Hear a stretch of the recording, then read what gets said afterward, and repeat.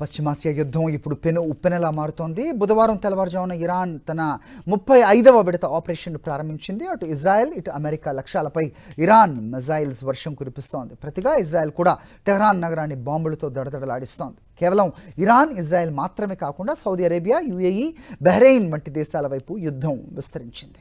అర్ధరాత్రి వేళ పశ్చిమాసియా అంతటా సైరన్ల మోత మారుమోగుతోంది.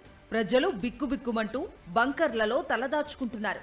ఇరాన్ రెవల్యూషనరీ గార్డ్స్ ఐఆర్జీసీ ఒక్కసారిగా ఇజ్రాయెల్ మధ్యంతర ప్రాంతాలపై, అమెరికా మిలిటరీ బేస్లపై విరుచుకుపడ్డాయి. ఇరాన్ తన 35వ విడత దాడులను ప్రారంభించినట్లు ప్రకటించింది. వందల సంఖ్యలో డ్రోన్లు, బాలిస్టిక్ క్షిపణులను ఇజ్రాయెల్, అమెరికా మిత్ర దేశాల వైపు ప్రయోగించింది.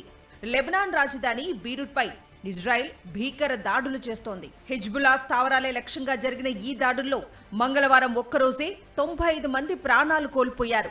యుద్ధం ఇప్పుడు ఇరాన్, ఇజ్రాయెల్ మధ్య పరిమితం కాలేదు. Saudi Arabia, UAE, Bahrain, Kuwait, Qatar వంటి దేశాల గగనతలంలోకి ఇరాన్ డ్రోన్లు చొచ్చుకొస్తున్నాయి.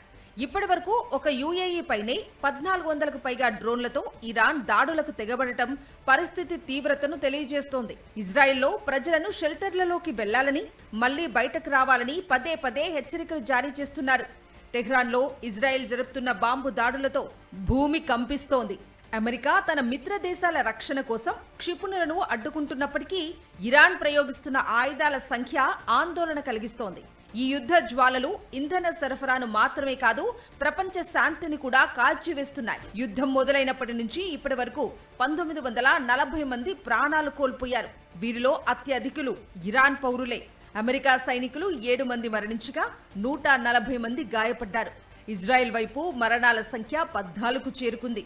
ఇరాన్లోని చారిత్రక నగరం ఇస్ఫహాన్లోని యునెస్కో ప్రపంచ వారసత్వ సంపద సైతం ఈ బాంబు దాడుల్లో దెబ్బతింది. ఆస్పత్రులు, పాఠశాలలు, మసీదులు అనే తేడా లేకుండా దాడులు జరుగుతున్నాయని స్థానికులు ఆవేదన వ్యక్తం చేస్తున్నారు. ఆకాశం నుంచి నిప్పులు కురుస్తుంటే అరబ్ దేశాలన్నీ అగ్నిగుండంలా మారాయి. ఈ యుద్ధం ఇంకెన్ని ప్రాణాలను బలి తీసుకుంటుందోనని ప్రపంచం భయాందోళన వ్యక్తం చేస్తోంది.